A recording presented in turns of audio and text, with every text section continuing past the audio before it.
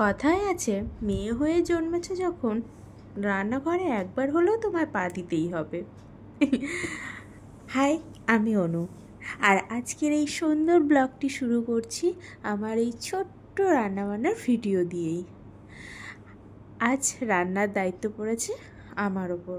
মা বাড়ি থাকলে আমি রান্নার মুখও দেখি না, রান্নাঘরের দিকে পাই বাড়াই না। মা যা রান্না করে সেটাই তৃপ্তি করে খাই। কিন্তু মা না থাকলে সমস্ত ঘর সংসারের কাজ সামলে যাবতীয় কাজকর্ম করে রান্নার দায়িত্ব আমাকেই পালন করতে হয়। কি করব, খেতে তো হবে, পেট তো আর কথা শোনে না। ডিমগুলোকে সেদ্ধ করে নিয়ে আর সমস্ত আলু, পেঁয়াজ, লঙ্কা যা যা লাগবে সেগুলোকে কেটে ধুয়ে নিচ্ছি ভালো করে। আজ আমি করব ডিমের ঝোল। হালকা মশলা দিয়েই আমার ভালো লাগে। আমি খুব একটা রান্না পারি না, যতটুকু পারি তাতে কাজ চলে যাবে। রান্না আমার মা ভালো পারে। যা শিখেছি সবটাই মায়ের থেকে। ইভেন আমরা ছেলেমেয়েরা যা শিখি সবটাই মা, দিদা এনাদের কাছ থেকেই শিখে থাকি। তারপর বিয়ের পরে শাশুড়ি মায়ের কাছ থেকে। দেখো, গল্প করতে করতে এদিকে আমার পেঁয়াজ কাটাও কমপ্লিট হয়ে গেল। লঙ্কাগুলো আমি ছুরি দিয়ে কাটি না, কাঁচি দিয়ে কেটে নিই। কারণ আমার মনে হয় ছুরি দিয়ে কাটার থেকে কাঁচি দিয়ে কাটলে ভালোই হয়। আর এতে হাতেও খুব একটা লঙ্কা লাগে না, লঙ্কার দানাগুলো লাগলে জ্বালা করে।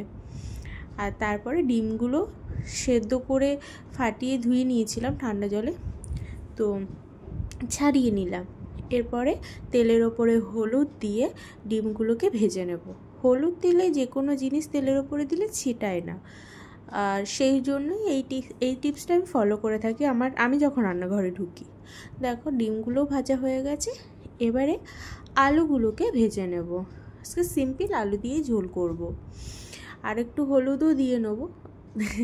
হলুদ দিতে গিয়ে হলুদের চামচিটাই তেলের মধ্যে পড়ে গেল। আমি টুক করে তুলে নিয়েছি তেল লাগার আগেই, একেবারে লাগেনি। আর সেই জন্য তো এইখানে দেখো আমার আলুগুলো ভেজে নেওয়া হয়ে গেছে, লাল লাল করে ভেজে নিয়েছি। এবারে তেলে গরম মশলা দিয়ে দিয়েছি, গোটা গরম মশলা, পেঁয়াজ লঙ্কাটাও দিয়ে দিয়েছি, ভেজে নিচ্ছি। আমি কিছু কিছু রান্নার ক্ষেত্রে গোটা গরম মশলা খুব ইউজ করে থাকি। আর দেখো, লাল লাল করে আমার পেঁয়াজ ভাজাও হয়ে গেছে। এবারে আমি কিছু মশলা গুলে রেখেছিলাম, আদা রসুনের পেস্ট দিয়ে গুঁড়ো মশলা কিছু গুলে রেখেছিলাম, সেগুলোকে দিয়ে দিয়েছি। একটা বাটিতে মিক্সড করে রাখলে না সুবিধা হয়, আমার ক্ষেত্রে সুবিধা হয়। অনেক ক্ষেত্রে আমি আমার মাকে দেখেছি আলাদা আলাদা করে দিতে, আবার আমি মাঝে মাঝে আলাদা আলাদা করে দিই, আবার মাঝে মাঝে একসাথে দিয়ে দিই। তো দেখো, মশলা দিয়ে কষিয়ে নিচ্ছি ভালো করে, কারণ কষানোর কাছেই তরকারির স্বাদ যতটুকু জানি। দিতে দিতে ভাবলাম যে এবারে দিয়ে দিই, তারপর ভাবলাম যে না, ওগুলো এখন দেবো না, আর একটু কষিয়ে নিই তারপরে দেবো। তো দেখো, আজকে ডিম আর আলু একসাথে দিয়ে দিয়েছি। যথারীতি ডিমটা পরে দেওয়া হয়, কিন্তু আমি আজকে কি মাথায় ভূত জাগিয়েছি, আমি সব একসাথে ঢেলে কষিয়ে দিয়েছি।